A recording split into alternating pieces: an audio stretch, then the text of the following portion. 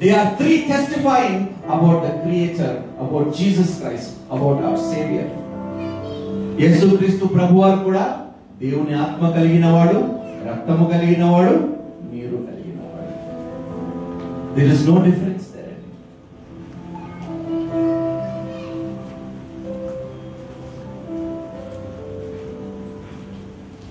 ఇందాక మనం ఒక మాట మాట్లాడాము.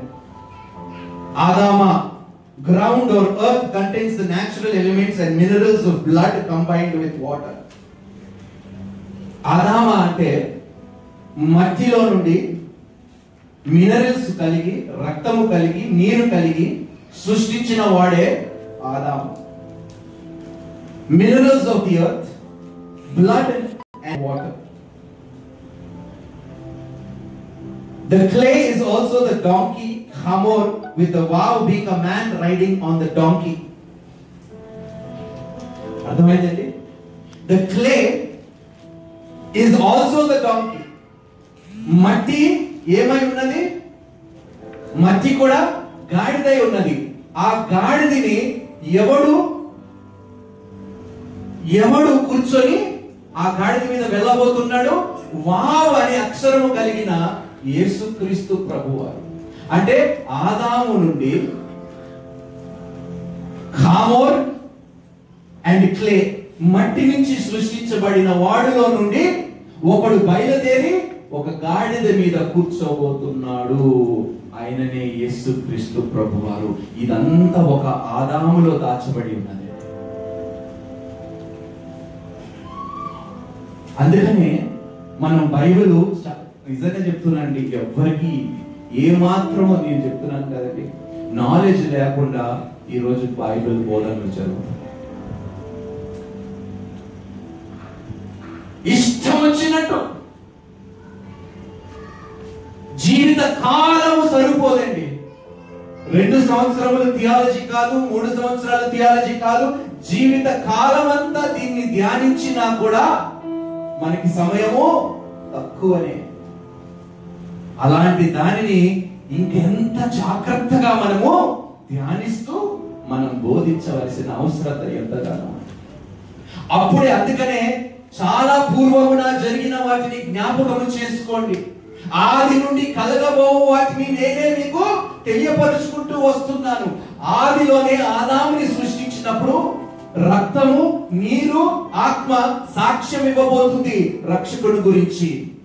మట్టిలో నుండి సృష్టించిన వాడు ఒకడు రాబోతున్నాడు, వాడి ద్వారా రక్షకుడు బయలుదేరబోతున్నాడు, వాడు గాడిద మీద కూర్చొని వెళ్ళబోతున్నాడు అని ఆదాము పేరులోనే ఆదాముని సృష్టించినప్పుడే. నిజంగా చెప్తున్నానండి, మనము ఆది కాండము అర్థము చేసుకోగలిగితే బైబిల్ అంతా మనం అర్థము చేసుకోగలుగుతాం. అందుకనే అంటున్నాను, మొదటి ఆదాముకి రెండో ఆదాముకి తేడా ఏమీ లేదు. This is the mystery revealed why men who rode upon a donkey in the Bible were telling us a secret. ప్రతిసారి ఎవడైనా గాడిద మీద బయలుదేరినప్పుడు వాడు ఒక మర్మము తెలియపరుచుకుంటూ వస్తున్నాడంట. అదే మిస్టరీ. ఏమని? ఒక రోజు ఒకడు రాబోతున్నాడు గాడిద మీద కూర్చొని, ఆయన సింహాసనముకు రాజుకి రాజుగా ఆయన కాబోతున్నాడు. ఆయన ఒక షెపర్డ్గా, అంటే కాపరిగా వచ్చి తిరిగి రాజుకి రాజుగా ఆయన రాబోతున్నాడు. ఆయన గాడిద మీద ప్రారంభమవుతున్నాడు. రెండోది రాకడలోని ఆయన గుర్రము మీద రాబోతున్నాడు. అది మొత్తము ప్రారంభంలోనే ఉందండి. For there are 3 that testify, the spirit, the water and the blood, and 3 are in agreement. However, if another spirit other than God of Israel rides upon your flesh, clay or donkey, then we have a big problem. నీ ఆత్మ మీద, నీ శరీరం మీద మరి ఎవరు కూర్చొని మీ శరీరముని, మీ ఆత్మని నడిపిస్తున్నారు? ఈరోజు మనం జ్ఞాపకం చేసుకోవాల్సిన అవసరం.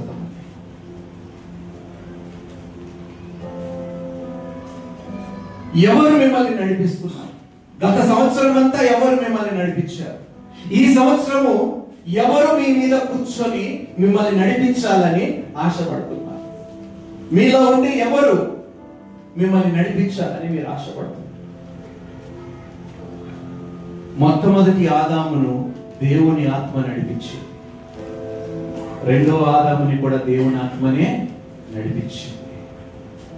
మనల్ని మిమ్మల్ని ఏ ఆత్మ నడిపిస్తుంది? ఏ ఆత్మ మిమ్మల్ని ప్రేరేపిస్తుంది? ఏమి చేయాలని మిమ్మల్ని ప్రేరేపిస్తుంది? అది దేవుని